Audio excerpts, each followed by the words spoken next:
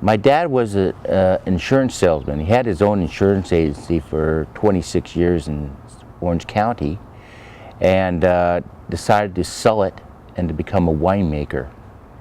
And he came up here and went to UC Davis to take some classes, and he was able to talk to one of the professors. I believe his name is Professor Gump, and he took him down to the school's cellar where they stored all their homework, as they were, and he pulled out one of the bottles of Cabernet Port that actually Professor Gump made, and he fell in love with the product, and that was his eureka moment.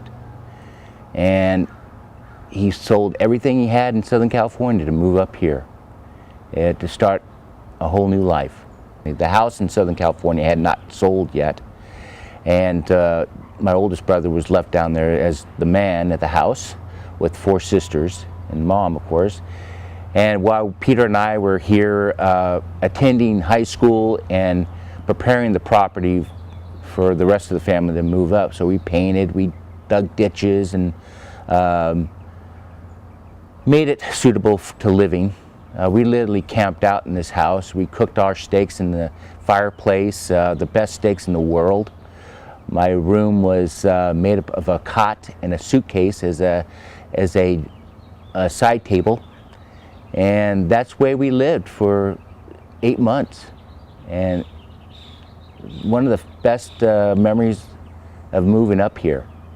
It was kind of difficult, but looking back, it was an awesome memory.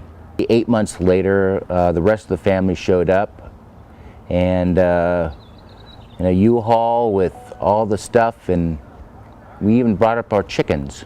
My brother Jeff and I, we planted 333 vines of Cabernet when we first moved here, all with the post hole digger. And so my dad taught us hard work. I knew that I didn't want to dig ditches for the rest of my life after working on this property.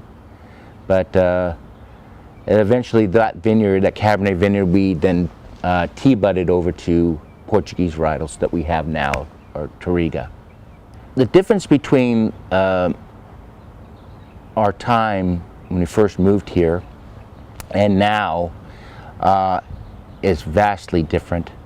I know now for a fact that the move here was emphatically the best decision for my parents to make. A difficult decision, I'm sure, for my mom, but not so much for the kids, because kids can, adapt to their environment. They're young enough to be able to do that. But I am so grateful that this opportunity in our lives was handed to us. And we are very grateful as a family that we have a family business that we work together in.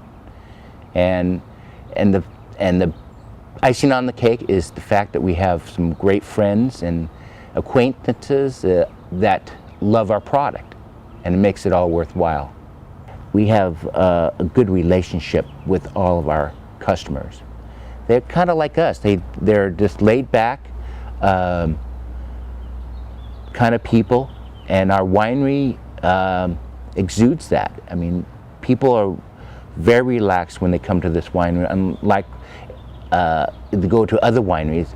And I liken it like sitting down with a family dinner, or you're going out to dinner in a fancy restaurant where you have to kind of behave and be yourself, behave yourself. Here you can just be yourself and relax and not have to try to impress anybody.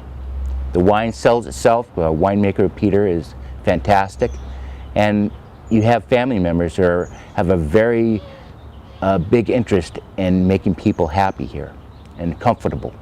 The future of our winery is based on if people in our family, our younger generation, is interested in coming into the winery. A couple of them have an interest in them. Our winemaker's oldest son, Thomas, does. But there is a large contingent pool of people in the wings to hopefully take over the winery. There's a 22 grandkids, so hopefully something will happen.